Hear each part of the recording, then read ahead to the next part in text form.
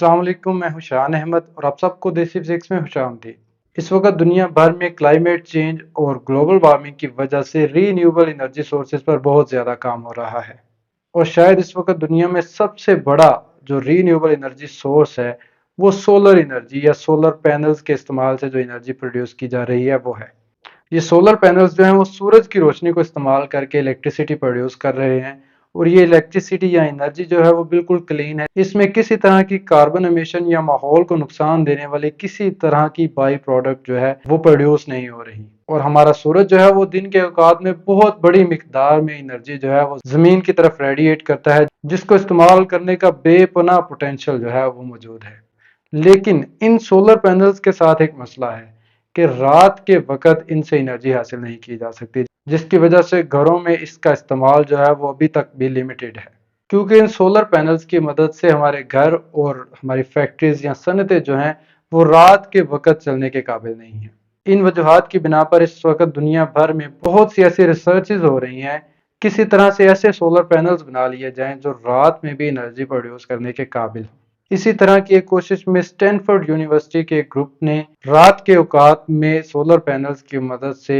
Energy या electricity produce करने का तरीका दरियाफ्त कर लिया है। इस तरीकाकार में जिस तरह दिन के औकात में सूरज जो है वो रोशनी का मंबा होता है और बाकी सारी अजसाम जिसमें ज़मीन शामिल हैं वो सूरज के मुकाबले में ठंडी होती हैं और रोशनी और एनर्जी जो है वो सूरज से ज़मीन की तरफ रेडिएट होती है। लेकिन रात के औकात में मामला बिल्कुल इसके उल्ट या अपोजिट हो जाता है। रात के औकात में आउटर स्पेस या खला जो है वो बहुत ज़्यादा ठंडी होती है। इसका टेम्परेचर जो है वो 3 केल्विन या -270 डिग्री सेल्सियस हो जाता है और इसके मुकाबले में ज़मीन जो है वो गर्म होती है।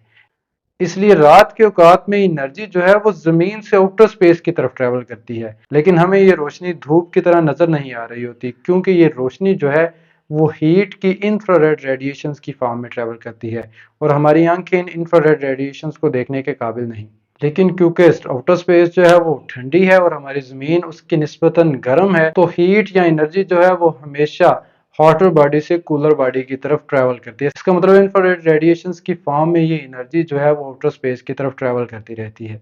अब इस टेम्परेचर के डिफरेंस को इस्तेमाल करके हम इलेक्ट्रिसिटी प्रोड्यूस कर सकते हैं। इसके लिए हमें जो मशीन्स या इंस्ट्रूमेंट्स दरकार होंगे उन्हें थर्मो इलेक्ट्रिक जनरेटर्स कहा जाता है। ये थर्मो इलेक्ट्रिक कपल्स या थर्मो इलेक्ट्रिक जनरेटर्स जो हैं वो ऐसी डिवाइसेस हैं जो टेम्परेचर के डिफरेंस को एक्सप्लॉइट करके उसको यूज करके इलेक्ट्रिक वोल्टेज या पोटेंशियल डिफरेंस क्रिएट कर देते हैं। सोलर पैनल्स का फेस जो है क्योंकि वो आसमान की तरफ होते हैं ताकि वो दिन के दौरान ज़्यादा से ज़्यादा धूप या एनर्जी या रोशनी सूरज की जो है वो कलेक्ट कर सके, लेकिन रात के दौरान इनके फेसेस ठंडी स्पेस की तरफ होने की वजह से ये बहुत ज़्यादा स्पीड से अपनी एनर्जी जो है वो इंफ्रारेड रेडिएशंस की फॉर्म में आउटर स्पेस को ट्रांसफ़र कर देते हैं और ये बहुत जल्द अपने इर्द गिर्द के इन्वायरमेंट या हवा वगैरह से ठंडे हो जाते हैं। लेकिन उन सोलर पैनल्स की बैक साइड पे मौजूद जो हमारी ज़मीन है या हमारे छत हैं वो काफ़ी गर्म रहते हैं। अब अगर हम इन सोलर पैनल्स के अंदर इन थर्मो इलेक्ट्रिक जनरेटर्स को इंस्टॉल कर दें